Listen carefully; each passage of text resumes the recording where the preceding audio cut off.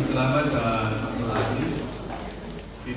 Let me begin by acknowledging the presence of our labor attaché, here. Let me also acknowledge the presence of the leaders and members of the Filipino American community organizations, both who are here and following this program over our Facebook Live.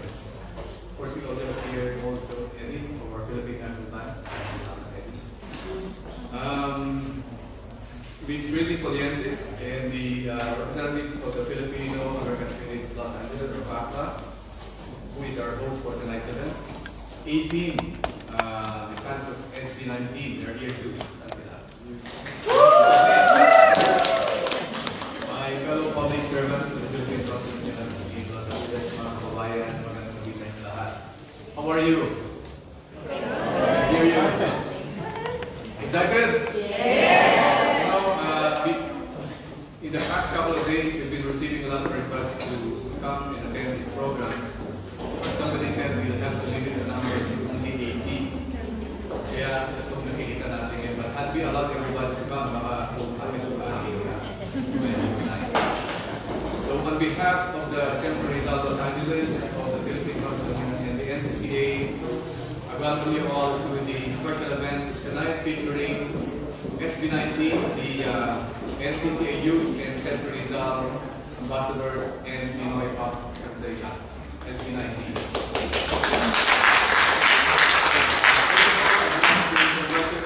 SB19 for their successful concert last Saturday. I wasn't able to watch it because I was in another event. I was in Glendale, I think.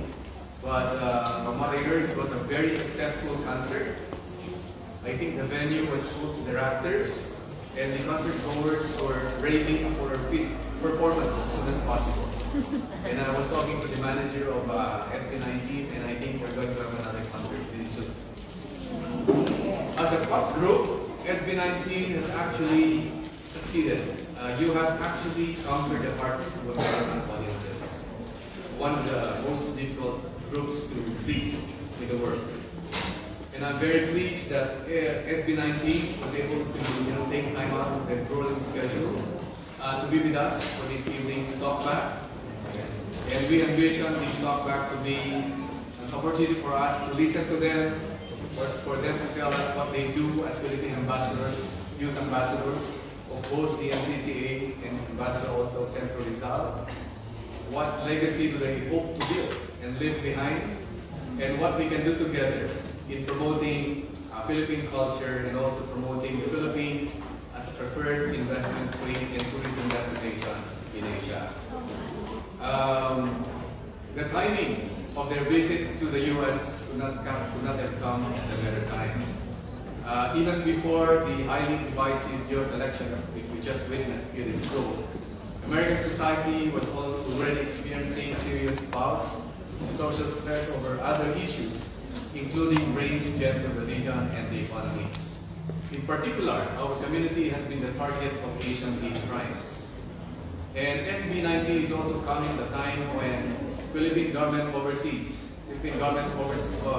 overseas are charging ahead with renewed energy under a new administration to promote the Philippines as a tourism, trade, and investment destination. We believe that the way to overcome bigotry and hate crimes is not to do equal dose of violence, but to promote the beauty of our culture and the peace-loving and fun-loving nature of the Filipinos. And we can do this by inviting cultural groups like SB19. I'm reminded of the popularity of the K-pop groups coming out of Korea. The BTS, Blackpink, which happens to be the very top group of the twin here. And everybody Peter. Yes. So, the global popularity of these K-pop groups has endeared South Korea in general to the international community. Their global appeal has spawned an entire ecosystem that is favorable not just to the group, but practically to everything that's coming out of South Korea, from their kimchi to cosmetics, and from automobiles to mobile phones. I believe that SB19 can also be a positive force and an effective representation of the Philippines and the Filipino people to the rest of the world. They can be like BTS or Blackpink, and also spawn an ecosystem that will be favorable not just to the group and the Philippine entertainment industry in general, but also to everything that comes out of the Philippines, from our adobo to patis to barong and other Philippine products and services. But before SB19 can do this, before SB19 can become this, they will need our support. And the support of the almost 4.2 million Filipino diaspora, of which an estimated 3 million are here in California, can push this group to even higher levels of success. You have shown your support by just being here, but you can show it further by supporting their content in social media platforms, by subscribing to their YouTube channel and talking about the group and promoting it to your friends, both here in the US and the other parts of the globe. So let's work together to SB19 by carrying on your role as Philippine youth ambassadors, and along the way helping us promote Philippine culture in the Philippines as a preferred investment, tourism, and trade destination in Asia. And to the Filipino diaspora here in the US, by giving your full support to the group in their quest for greater glory, because their glory will also be yours. Maraming salamat at magandang gising. Thank you. Thank you very much, Consul General Badaos. I think everyone is excited because we have now come to our program's highlight. And without much further ado, let us warmly welcome SB19.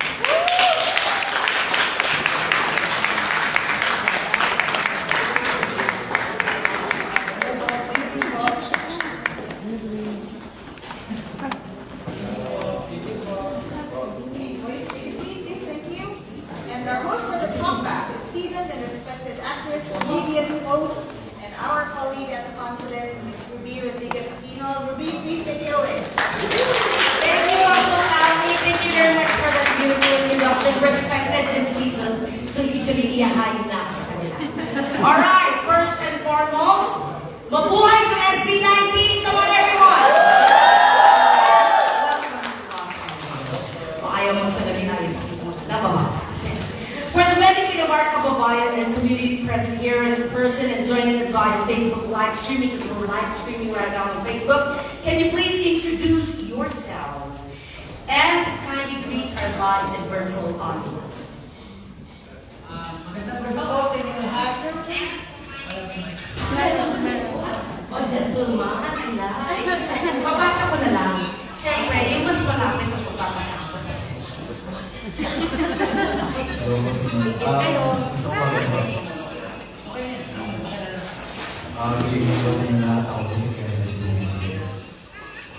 Hello po, magandang gabi po sa inyo lahat. Ako po si Steph. Magandang gabi po, ako si Josh. Hello po, ang pangalan ko ay Justin. Ako naman po si Mablo at kami ang SB19. Thank you very much, SB19. Before we start, we also want to congratulate you all, of course, on the success of your concert here in LA last weekend. And although your fan, the 18, are here again, they watched already in the concert, but they're here again for the Talkback. Okay, 18, parinig kayo. Alright, now to officially start our forum. To start our forum, what are the usual challenges? Usual after What are the usual challenges you encounter as an artist or as an artist group? And how do you overcome this individually and collectively? Justin?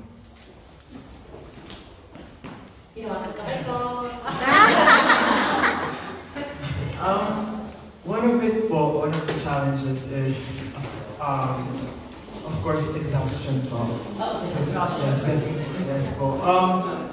Both physically and mentally po. Especially now that we're on tour, physically, our body needs to adjust to the weather, yung body clock po namin, and even the food that we eat. So we have to adjust to it. And yes po, syempre po, as an artist, we have to keep ourselves healthy all the time. Syempre po, if we get sick, we won't be able to do our job. And mentally naman po, because as an artist, we always think of, are we an effective artist? Do we do our job well? So those challenges po, if we encounter them, we just take a step back and breathe, rest po, and talk about it as a group. So yes po, because we're not superheroes, we're just human din po as well. Yes. And nagkakasakit kami, we get tired, and we just need to rest so that we can recharge and do more next time. Thank you very much. Hindi nga naman superhero. Tao rin po sila, nagugutom at nagbabanyo. Pare-pareho natin. Okay? I'm sure the experience and learning along the way helped you guys grow further in improving, of course, your artistic craft. And your concert tour will definitely be followed by another and reach the other 18 fans all over the world. That's for sure. Now, everybody here who's here with us today, this is a reminder for everyone that we really have to believe in our talent. Everyone has their own talent and capabilities. Before giving up, we shouldn't give up. You know, just be hardworking, dedicated, and passionate in everything and anything that we love to do. We should believe that we can attain all of this, even the most impossible and wildest ones. Okay? Okay. Simple lang yan. Uunahan ko, papayat din ako. Okay. SB19. Let us go to the main point of our event. For those who are unaware, the NCCA, or the National Commission for Culture and Arts, is the Philippine government agency responsible for the preservation, development, and promotion of Philippine culture in the country. It is actually de facto Ministry of Culture. Overseas, Philippine culture is being promoted through Centro Rizal, and it is often located in the Philippine embassies or the consulates, just like here in Los Angeles, the Centro Rizal of Los Angeles. SB19, being hailed as the NCCA Youth and Centro Rizal Ambassadors in 2021.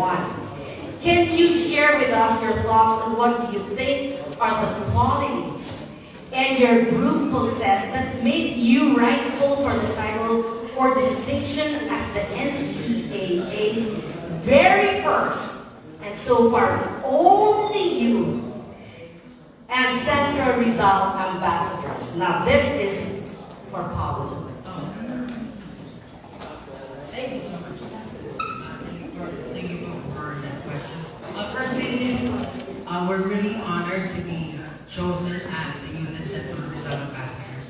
And we really cherish this platform. We get to influence people through our music. Siguro po, if I'm going to be honest, I wouldn't be able to pinpoint the qualities that we have since we're 5 different people. What I can say is that in everything that we do, we give more than 100%, and we always try to go beyond our limits, and that's what's really important to us. Syempre po, hindi natin masasabi na kilalang kilala ang Filipino all over the world. So we're here to strive and to be better. At alam naman po namin na maraming na-influence namin, maraming sumusubaybay sa amin. So, in everything that we do, we keep that in mind. We got to talk with Consul General of New York, and of course, Consul General Badaos here in LA. We know the weight and the responsibility that we have. So we have to act like the role models for these people, and we need to be mindful in everything that we do kasi maraming tao na talaga namang naglo-look up sa amin. So, ayun lang po yung masasabi ko. Talagang binibigay po namin 100% namin and we cherish this platform. We think that this is very, what do you call this, very sacred for us. That's why we give everything that we have. Ayun lang po, yun po yung masasabi ko. Talagang doon po kami nagkakasunod. Thank you, Pablo. I think that's the reason you were chosen, your group was chosen to be the ambassadors. It's your answer, actually. You're the epitome of youth that you convey to everyone. You're hardworking youth. You take care of yourselves. All you think about is what you can give to others. And that's why you were chosen as a group. Oh, you're welcome. Now, this is a follow-up on the question. Can you share with us your experience and advocacy insofar as fulfilling your duties as ambassadors, especially in promoting the Philippine culture overseas to the second and the third generation of Filipinos? How do you feel that SB19 is making the contribution or such an impact in championing P-pop and the Filipino identity, the global scene, and in a time of pandemic, or as we all know, the new normal? Now this question, Josh and Ken will answer. Well, as Pablo mentioned earlier, yes, actually, we feel overwhelmed naman po palagi. And, syempre, binibare po namin yung parang, tulad ka na sabi ni Pablo kanina, the weight of the responsibility as ambassadors of Central Rizal. However, we take pride in what we do. Sobrang masaya po kami sa ginagawa namin. Siyempre po minsan parang mahirap po pagsabayin na nag-tour kami, tapos nag-visit kami ng mga parang consulate meetings, diplomatic dinners. Pero hindi po kami magsasawa na i-promote ang kultura ng Pilipinas. Kasi mula sa pool, yun po talaga ang goal namin. Para makilala ang Pilipino, makilala ang Filipino music, yun po talaga ang pangarap namin, maiangat ang ekonomiya ng Pilipinas at hindi lang sa Pilipinas, pati sa buong mundo ang mga kababayan natin nandito. So, salamat po, syempre, nagpapasalamat po kami kasi hindi lang po kami ang daan para maisagawa yun. Pero kasama po namin lahat ng listeners, ng mga kababayan namin, at syempre, ang mga fans po namin. And so, speaking of our fans po, magkita lang po siguro na ako. And yeah, speaking of our fans po, the reason why we're here is because of them. And the reason why we're starting to get known globally is because of them din po. And ayun po, yung efforts po ng mga fans namin, even if it's tiny bit, it's small, nagiging parang sharpest and strongest weapon that we have today. So, sobrang honored po namin, sobrang swerte namin na nandito yung mga fans namin. And, ayun po, hindi lang naman po kami yung artist na known talaga globally. There are more than 20 groups na gumagawa ng wave pagdating sa P-pop music. So, ayun, bilang mapabilang sa ganun, sobrang honored kami. And, ayun po, masabi ko lang, sobrang nararamdaman ko na po talaga yung pag-rise ng P-pop. So, ayun po, sana po magtulong po lahat ng artist. One of your hit songs, Mama, showcases the important values that Filipinos cherish the most, such as respect and love for one's parents and the filial piety. How useful or effective is music in bridging the gaps, for example, between Filipinos who grew up in the Philippines versus those who grew up overseas, abroad, insofar as preserving and living out our traditional Filipino values? Tell. Kami po naniniwala po kami na music is universal. Music is universal. whatever language you speak or country you're in, music is still music po. Sa totoo lang po, music ang nagiging daan para magdugtong-dugtong ang tao sa buong mundo. Dahil naniniwala po ako na kahit hindi natin naiintindihan yung kanta, nandun po yung feeling, nandun po yung mensahe na gustong iparating na kung sino mo kung sumulat ng kanta na yun. And we are very proud po sa song namin ng Mapa dahil nagawa po niya yung dapat niya gawin. Oh, yeah. Yes, hindi lang po kami yung kumonek sa mga tao. Well, actually, Mapa is song for our parents and sa lahat po ng mga tao naging gabay namin, hindi lang po sa buhay namin, pati rin po sa kayo ng tinatahak namin. And masaya kami na hindi lang kami yung nakakaramdam, hindi lang kami yung tinatamaan or nagdadala ng yung mensahe ko na yun. Kasi even our international fans, yung mga iba po talaga yung lahi, talaga po nagugulat kami, they memorize the song, and talagang hanggang ngayon inaaral po nila yung mga Tagalog words na madali at talagang kaya nila makipag-usap sa mga Pinoy fans din. Na nakakataba ko ng puso na makikita sila na kinakanta yung song namin. Even they also react to our music videos, our songs, na talagang pinapanood din po nila sa friends nila. Tapos sinasabi nila yung song po nila na yun mismo namin na Mapa. And we're very thankful na-achieve po namin yung goal namin na maparating sa mga tao, makonect sa kanila, at maibahagi yung mensahe na gusto namin i-convey. Kaya ayun po na masasabi ko na sobrang importante ng musika dahil kung hindi man tayo nagkakaintindihan, musika magiging dahilan at magpakonect na sa atin yan. Thank you.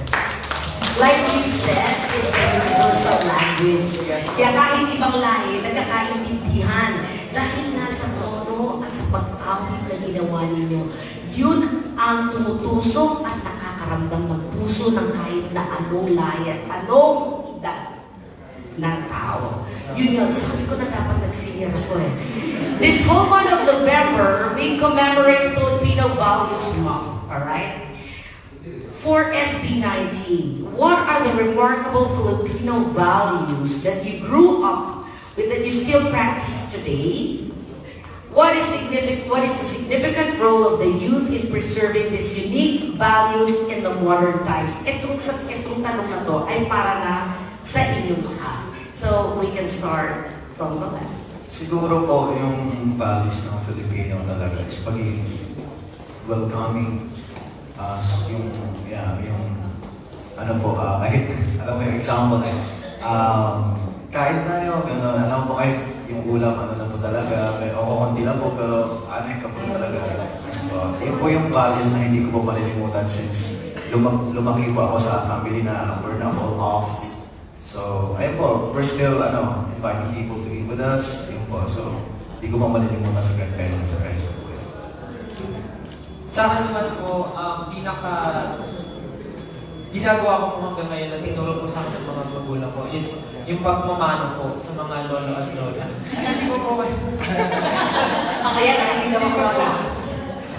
Kasi po, ako po lumaki po ako sa family ko po na kasama ko po yung mga lolo at lola ko po. So every time na mag-visit po kami sa iba pa po naming lolo at lola, hindi po nawawala yung pagmamano at pagkikis po sa noo. Talagang yun po yung pagka naaalala ko, sobrang, iba po yung memories, iba po yung nadadala sa akin, parang bumabalik po ako sa pagkabata. Until now, kung pwede ka lang po mag-share kanina, meron po kami pinuntahan na, bahay po na isang producer po namin, nag-lunch po kami doon, and nandun po yung mom po nila, lola na po. Tapos, nung una po, syempre po, busy po kami kumain, nasa room po siya. Hindi po namin siya nakakausap. Pero nung lumabas po siya, tuwang-tuwa po siya na may mga bagong bata daw po sa bahay.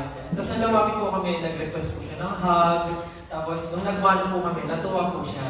Tapos kinis niya po kami. So, parang iba po yung feeling, nakakatuwa ko, parang bumalik po sa pagkabata. So, yun po yung masasabi kong Filipino values po talaga na dala-dala ko po hanggang ngayon.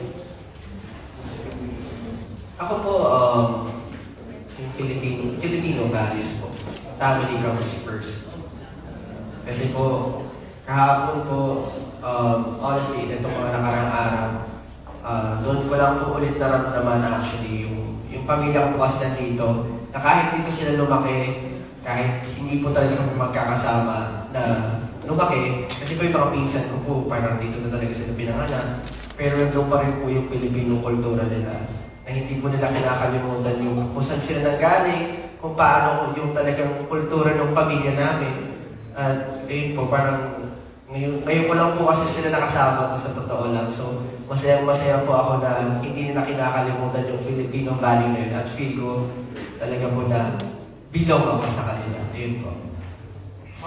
Yes po. For me naman po, it's yung parang similar kay Joshua is being family-oriented and yung hindi nyo po talaga iiwan yung mga kamag-anak nyo even though there are distant relatives na nandyan pa rin po kayo. Kasi po, sa family po namin, syempre po may mother side and father side and we help each other po both financially, mentally, and whatnot. So, yun po yung nakasanayan ko po na syempre pag family nyo po, hindi nyo po iiwan. Yes. So ano po, very simple. Makikita po natin sa lahat. Siyempre, yung pagkamasiyahin ng mga Pilipino. And siyempre yung, I don't know the term in English, pero yung bayanihan. Very important po siya. Kasi ako, I grew up in a place where it always floods. Talagang pinaka kami hanggang bewang. Tapos makikita mo po yung mga kapitbahay namin. Siyempre po, nagtutulungan, iyangat yung mga gamit. Tapos yung iba nag-swimming pa. I don't know why, pero they're really happy. In that certain moment where one would, feel sad and feel devastated, Filipinos are always happy and helping each other. So I think that's one of the traits that I really don't understand, pero sobrang natutuwa ko at may pagmamalaki ko sa buong mundo. Pagmamalaki talaga natin ng pagiging Filipino because we are one very resilient race. And we all value family. Yung sinabi ninyo, pag pinagdugtong, it's all about family. The way you grew up, the respect to elders, the sharing, the caring, lahat, the bayanihan, everything. So we Filipinos are really like that. What else about the culture of the Philippines do you wish to impart to our young Filipino Americans through your music, through the music that you're giving? You could have done like what Josh said. Your cousins all grew up here, so Trumper they talk different, like totally different. That's the way you talk your English. So how would you bridge the gap between? So how would you be able to, or all of you, what do you think? In one word lang naman, you young Filipino Americans, what wish do you want to impart to them in our culture through the music? Siguro yung pinakamalaking part po is be an inspiration to others. Kasi if we can inspire them, they can inspire other people as well. So, yun po yung isa sa mga tinataglay natin mga Pilipino. Marami tayong nai-inspire lalo na ngayon. At patuloy pa po ito, magiging parang chain reaction siya. Na lahat po ay parang simple, di ba? Simple care, simple giving, kind of makes a lot of difference. So, yun po yung gusto ko i-impart. And how will you encourage a Papa would you like to answer this, or Josh? Well, definitely, we give value po kasi sa music namin. Every time we release a song, we think about what message we want to convey or say to the public. So, I think very important yung role namin as artists and to those people who look up to us. And especially those who are international fans, they try to understand or they try to learn our language. And syempre, gusto po namin, once na maintindihan nila kung ano yung sinasabi ng music namin, it's something that's substantial, it's something that you can get or you can learn from.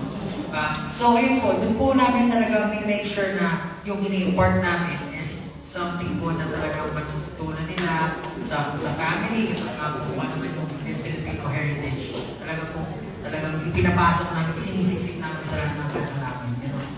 Yun ang maganda doon. Kasi syempre, nag-i-break yun eh. o kantahin mo ng kantahin, dahil ini-imprint mo sa utak ng listeners mo yun, and of all ages and all races and of all ethnicity, ang nangyayari, natututunan nila yung mga values na hindi usual sa kanila, which is actually very good. Now, I would like to give a number of our audience members the opportunity to personally ask SB19 their questions.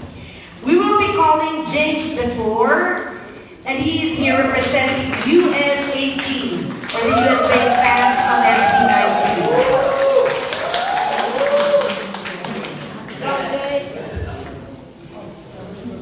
Hi, James.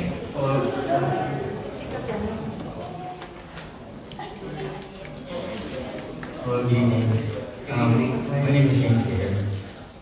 So, first off, I just want to congratulate you with the success of your concert in New York and LA. And yeah, I'm just so proud of you, and I want to take this opportunity to thank you. Thank you for your music. Thank you for existing, because you inspire a lot of people. And so I'm sure you have experienced a lot during this tour. So my question would be, what have you learned about yourself while doing this tour?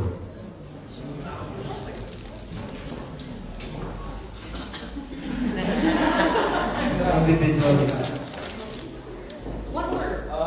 Siguro po sa pagiging yung patience siguro natin. Kung siguro pagdating sa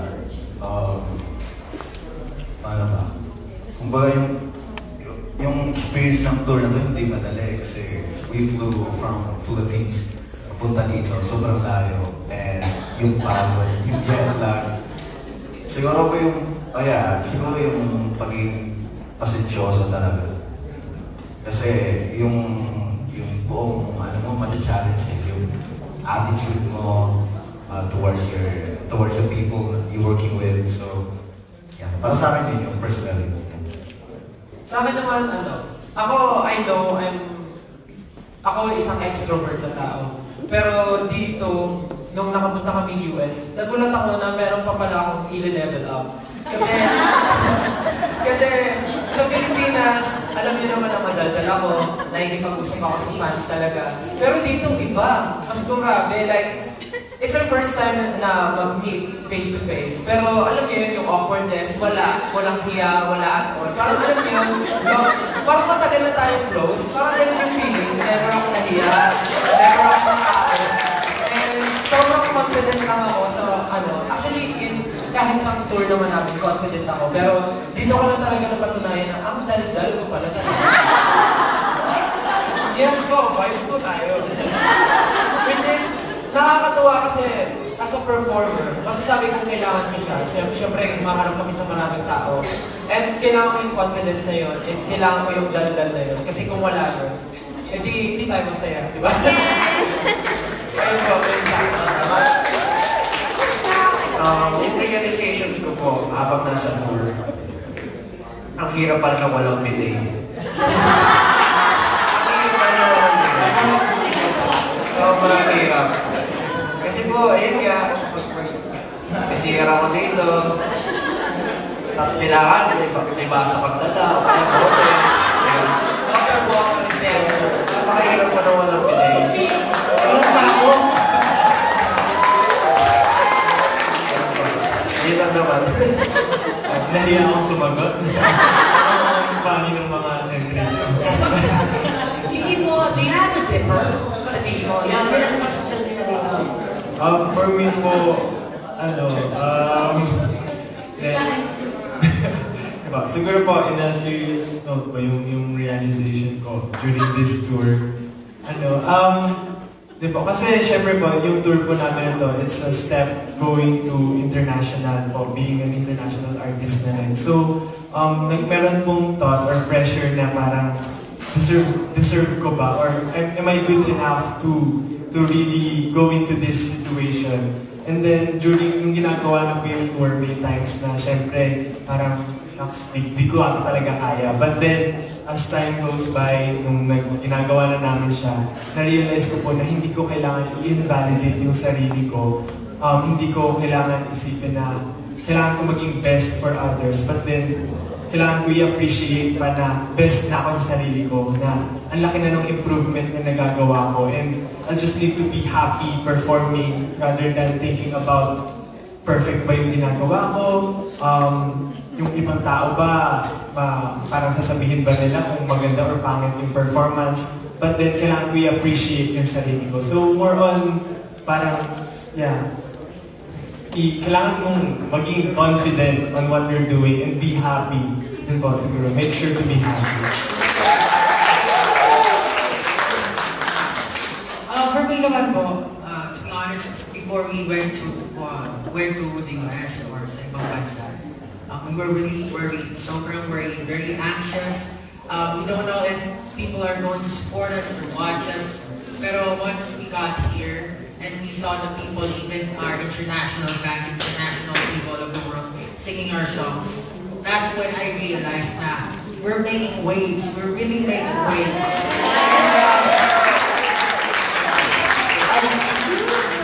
The goal that we had before we went here, our goal is to promote Filipino culture all over the world, to raise the brand of the Filipinos, the market here in the global scene. And it was strengthened, fortified, lalo na po kung nakipag-usap kami kay Consul General Badao and Consul General Nando, na talagang the responsibility that we have is something na hindi talaga ginagawang Pino.